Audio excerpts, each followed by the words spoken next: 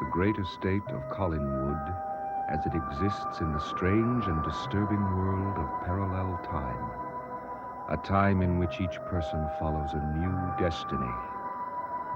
On entering this world, Barnabas Collins hoped to find an escape from the curse that has plagued him for so long. Instead, he became trapped in a chained coffin, the prisoner of a half-mad author named William H. Loomis. But in recent days, evidence has come to the surface that something mysterious is going on in the Loomis house. On this night, Quentin Collins tries to solve the mystery by holding a seance. Barnabas Collins, come to us. It's no use. Something was here, but it disappeared when Hoffman broke the circle. No, whoever you are, whatever you are, don't leave us.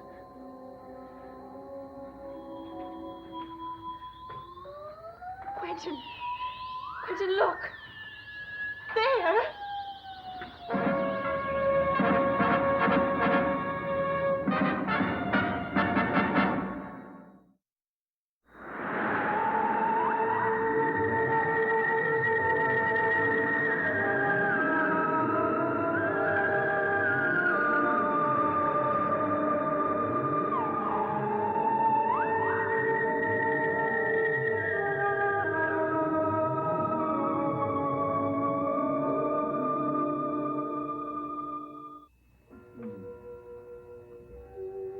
Are you Barnabas Collins?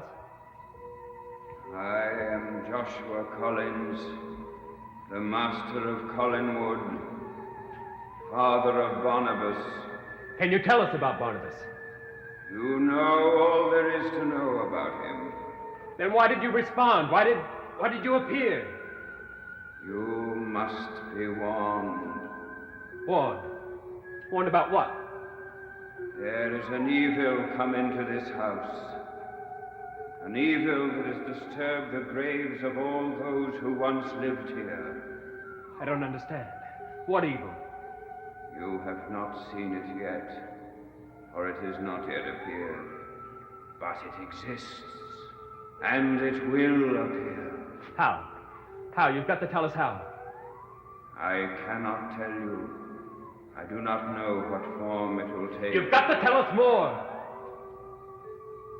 You are of the living. I am of the dead. But this evil of which I speak is both. Both? Living and dead? How can that be possible? Tell us more. I can tell you no more. I can do no more than warn you.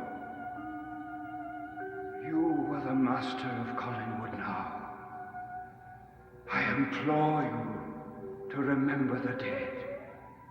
Allow them to rest in peace. Find this evil and destroy it. Restore pride and honor to this house before it is too late. No, wait! Don't leave us! I have warned you. Now heed that warning. Oh, where are we going to be in? And how? I don't know. There's got to be a connection between the original Barnabas Collins and the events we've witnessed in your room.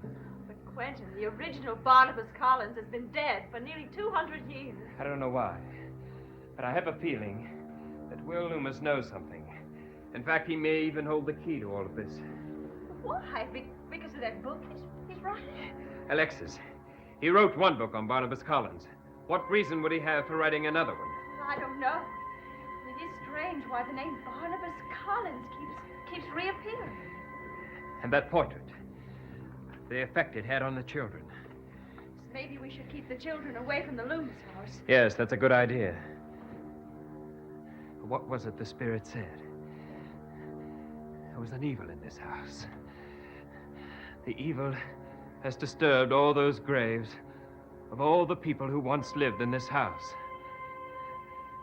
Oh, God, I wish I knew what it meant. Well, you must talk to Will Loomis right away. I intend to. The problem is finding him. Well, what have we here? Hello, Roger. Dare one ask why all the lights are out? We've been holding a seance. Just the two of you? Hoffman was here. She got frightened and left. Oh, frightened of what? Well, we contacted someone beyond the grave. The spirit of Joshua Collins. He once was the master of this place. Yes, I know. Will wrote endlessly about him in his book. You've spoken to Will? I haven't even seen him. I understand that he's attempting to write another book. I'll believe it when I see it. I'm very interested in that book. It's about Barnabas Collins. Good Lord, is he going to make a career on that man's life? I can't imagine why you're interested in anything about Barnabas Collins. According to Will's first book, his life was singularly dull. In fact, I find the book an improvement over sleeping pills. I think there's more to the life of Barnabas Collins than any of us have ever known. And I'm going to find out all I can about that man.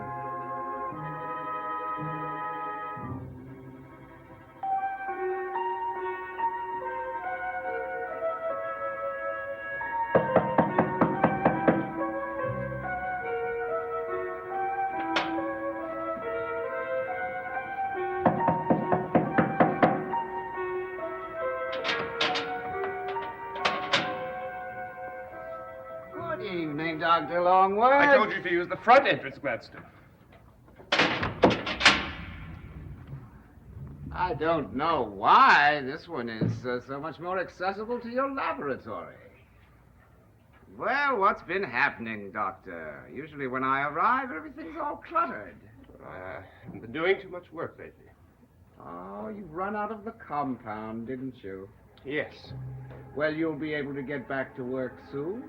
I've brought you a fresh supply, just as I promised. Gladstone, I trust you have the payment ready. $10,000 in cash. No. I don't.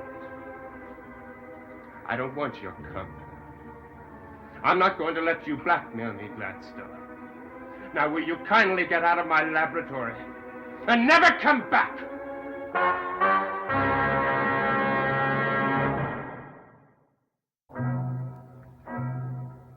I hope this isn't your idea of a joke. No, it isn't. I've been thinking it over very carefully, Gladstone. And I'm not going to give you a penny. Come to your senses before it's too late, Doctor. Before certain people find out who John Yeager really is. You know, Gladstone, you don't really have as strong a case as you think you do. Oh, why not? In the first place, John Yeager has gone away for a while.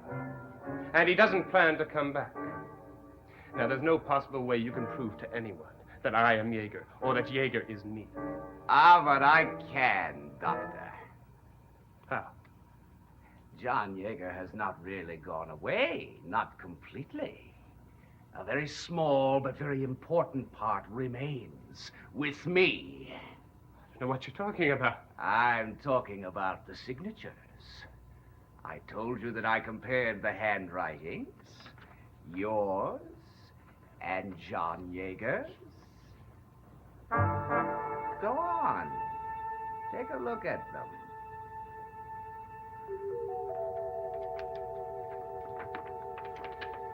Any competent handwriting expert would testify that they were written by the same man.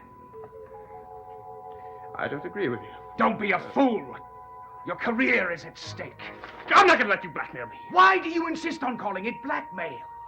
I provide an invaluable service for you. You enjoy being John Yeager. He's everything that you could never be. You can't live without him. Oh, I can. And I will. Very well, Doctor.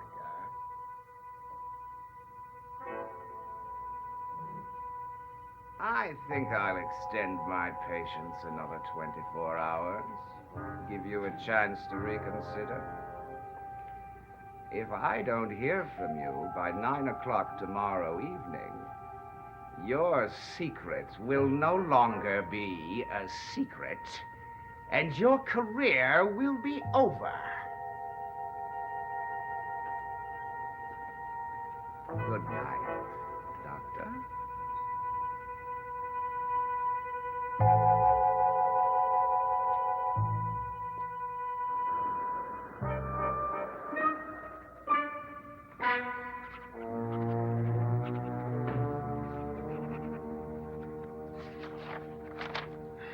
How many more? Just one. The agreement with Barnes Construction. What happened to the Conway contract? Hasn't Chris sent it back? He did. I completely forgot about it. It must be somewhere in my briefcase. You know, he threw everything at me when he left town so quickly that I just misplaced it somewhere.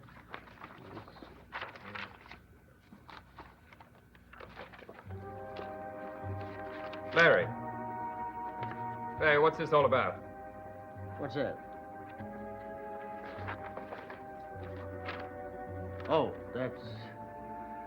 that's the new will that Cyrus asked me to draw up for him. That's very odd. What do you mean? It's just that Cyrus is a very methodical man. His life is very fixed. I find it very strange that he would go about changing his will. Well, you know I can't answer that. Yes, I know. It's just that Cyrus's behavior has been very strange ever since he hired a man to help him with his experiment. A man by the name of John Yeager. Yes, I know. I've tried to persuade Cyrus to have nothing more to do with him, but he just won't listen to me. And your opinion of that man is the same as mine. He's the lowest possible form of humanity. But I've tried to convince Cyrus to get rid of him, but apparently he's some use to him. I don't know why. Larry, one more thing. Do you think Cyrus's changing his will has anything to do with John Yeager?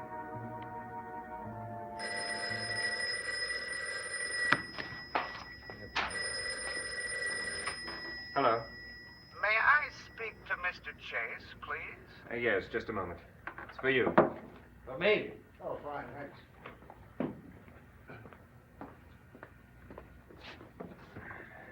Hello. Mr. Chase, my name is Horace Gladstone. What can I do for you, Mr. Gladstone? I have a document which I believe you will be greatly interested in reading.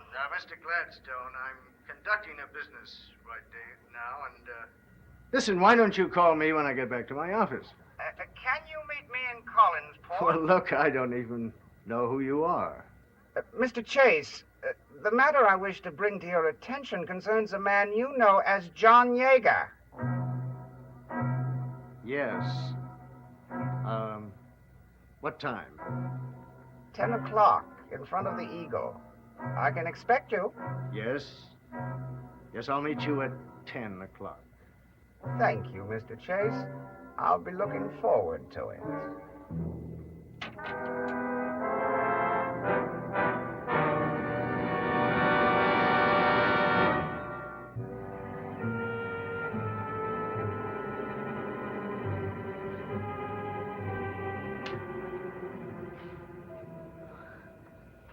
Roger. How long have you been standing there staring at me? Oh, just a few minutes. You know, I could actually feel you staring at me. Do you believe that? Then you must have the same sixth sense that Angelique had. It was uncanny. May I ask why you were looking at me? Well, I'm afraid that's the cross you must bear, the fact that you look so much like her. Well, at least no longer people think I am Angelique. I found that terribly disturbing. I never doubted you for a moment. Oh? Oh, I mean no offense, of course, but you see, Angelique was one of a kind. I take it that you were quite fond of her. That, my dear, is an understatement. I worshipped her. I remember the day she crossed that threshold for the first time. Miss Quentin's bride. I was standing here with the fireplace, and I turned and looked into those exquisite eyes, and my heart stopped. Here, I thought, was an irreplaceable woman. Oh, yes, she belonged to Quentin.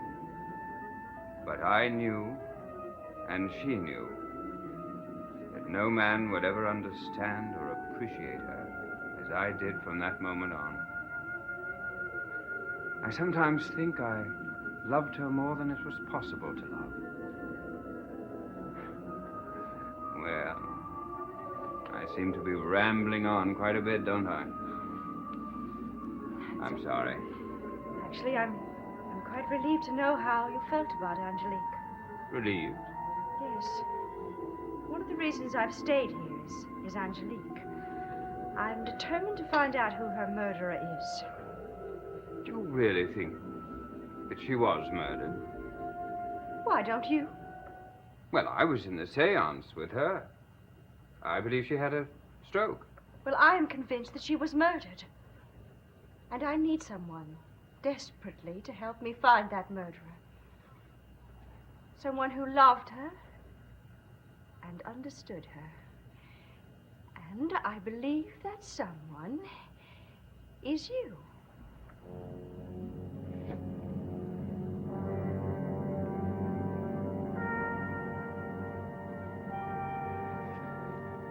Well, Cyrus, here you are. Drawn up just as you asked. Now, in the event of your death or disappearance, everything you own will go to John Yeager. I don't know why.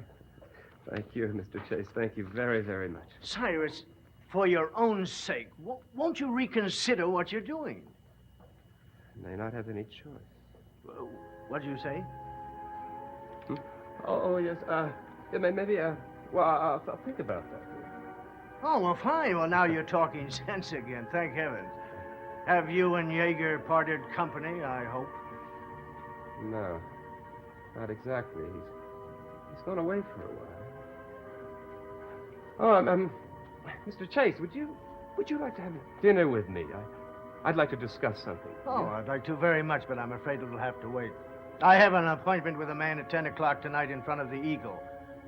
You're meeting a client in front of the Eagle? Yes, well, I don't know exactly what he looks like, but he called me this afternoon. Said his name was Gladstone and that he had something urgent to discuss with me. So, well, look, I'll call you tomorrow. Maybe we can have lunch. Yes, tomorrow will be just fine. Good night, Mr. Chase. Good night, Cyrus.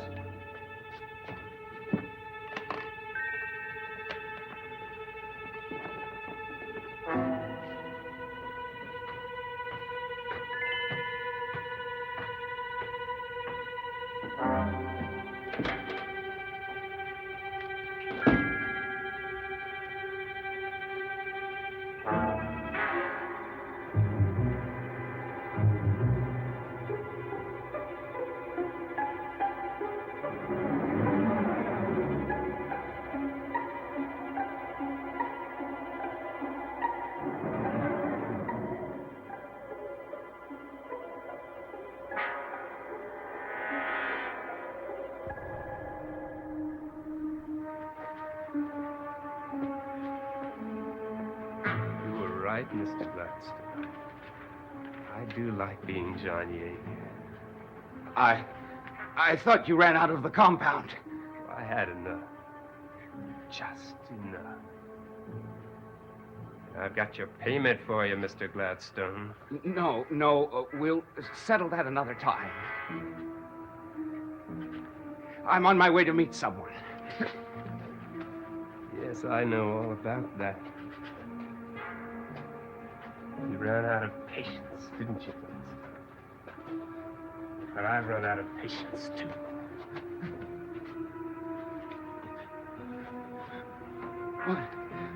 What are you going to do?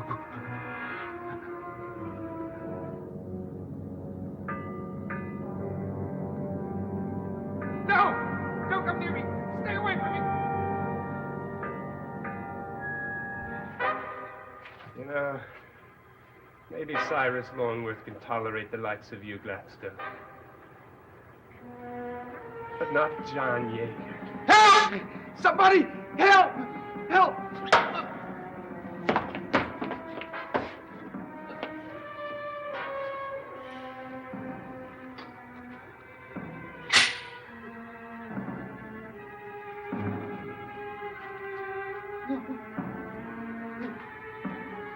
I'll give you anything you want. How about peace of mind? Bye, Gladstone. Good riddance.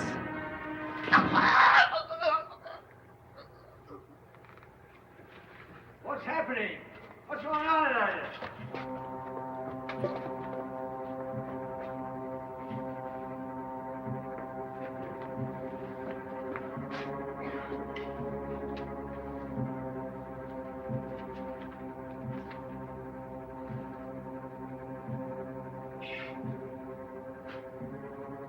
I see you hiding behind there. Who are you? Come out here so I can see your face.